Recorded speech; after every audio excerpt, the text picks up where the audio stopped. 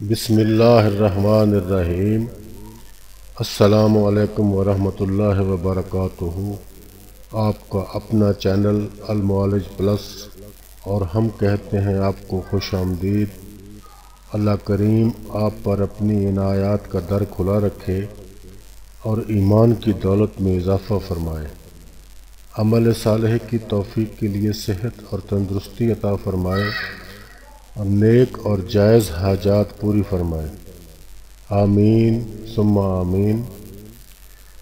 دوستو، ہم آپ سے درخواست کرتے ہیں کہ ویڈیو کو آخر تک دیکھا کریں تاکہ ہر بات اور ہر باریکی مکمل طور پر آپ کی سمجھ میں آ سکے، تاکہ کم سے کم کامنٹ کرنے کی نوبت آئے۔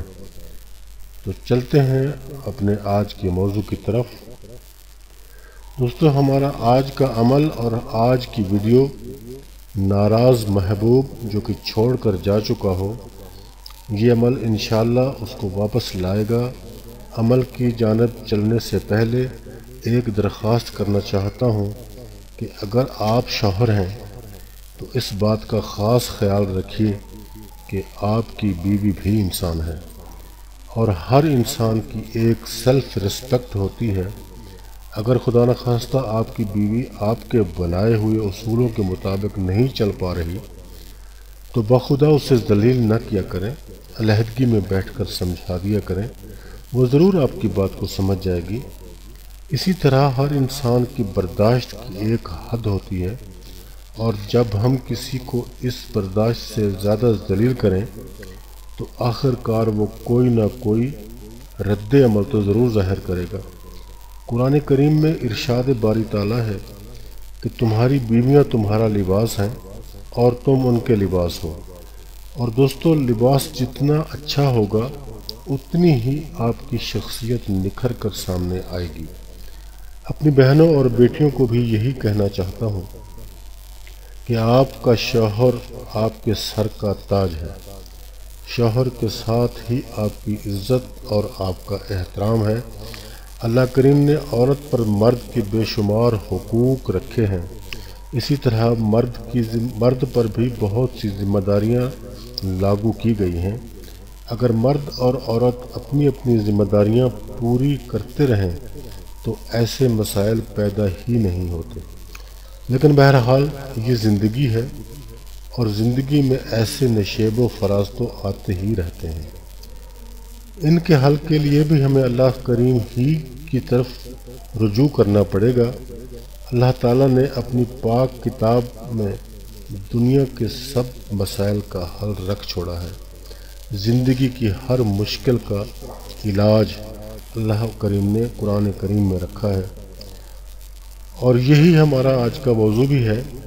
اگر شوہر کسی بات پر ناراض ہو گیا ہے اور گھر سے نکالنے کی باتیں کر رہا ہے، یا خدا نخواستہ طلاق تک نوبت پہنچ چکی ہے، یا بیوی ناراض ہو کر میکے میں جا کر بیٹھ گئی ہے اور آنے کا نام نہیں لے رہی، یا منگیتر منگنی کو ختم کرنا چاہتا ہے، غرض ایسے ہی جتنے بھی مسائل آپ کو درپیش ہیں، قرآن کریم کی یہ آیت مبارکہ ان تمام مسائل کا حل ہے۔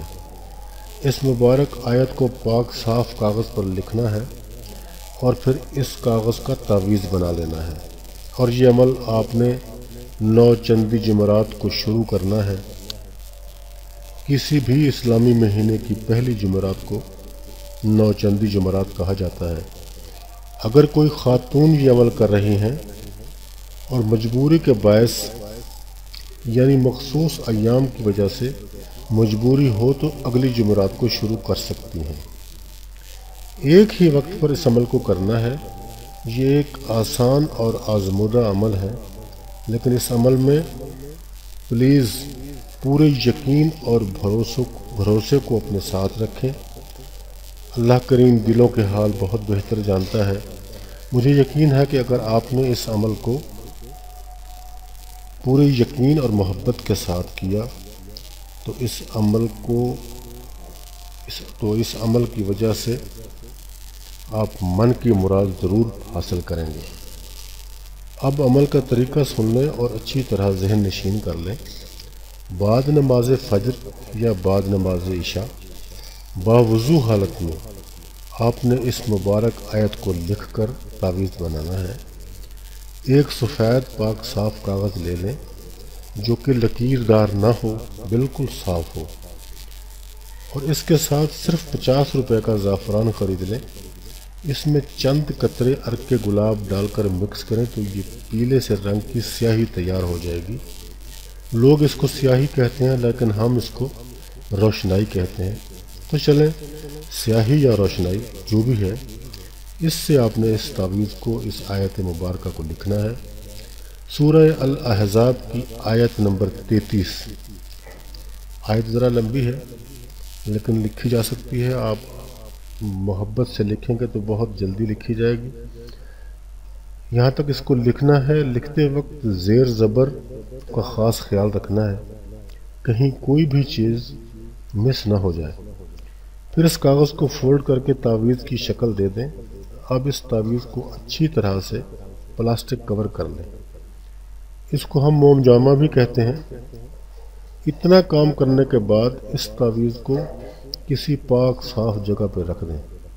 گھروں میں قرآن پاک رکھنے کے لیے ڈھکنے والی رحل ہوتی ہے، اگر اس میں رکھ دیں تو وہ بہت مناسب جگہ ہے، ورنہ کسی بھی پاک صاف جگہ پہ رکھا جا سکتا ہے۔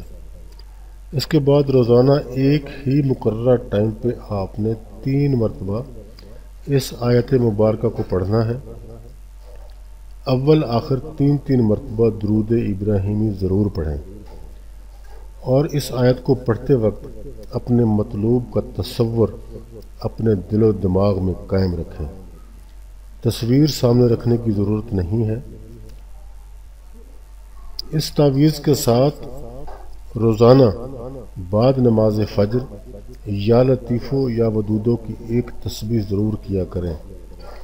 آپ نے سورہ الاحزاب کی آیت نمبر 33 کو تا حصول مقصد جاری رکھنا ہے، اور جب آپ کو گوہر مقصود حاصل ہو جائے، یعنی جب آپ کا کام ہو جائے، تب آپ نے اس تعویذ کو پاک صاف زمین میں گہرا گڑھا کھود کر دفن کر دینا ہے، یا آپ اس کو پاک صاف تیز بہتے ہوئے دریا میں بھی بہا سکتے ہیں۔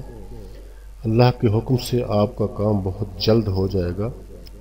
عمل کرتے رہیں اور اللہ کریم سے اپنے مقصد کے لیے دعا مانگتے رہیں۔ تو دوستو، بات ہماری تمام ہو گئی، اور ہم امید رکھتے ہیں کہ اس ویڈیو سے آپ کو فائدہ ضرور پہنچے گا، لیکن اگر ہم سے بتانے میں کہیں کوئی غلطی ہو گئی ہے تو ہم اس غلطی کی معافی بھی چاہتے ہیں آپ سے، اور آپ سے ہم اصلاح کی امید بھی رکھتے ہیں۔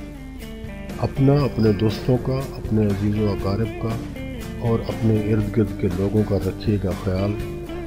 خدا حافظ اینڈ گڈ بائے۔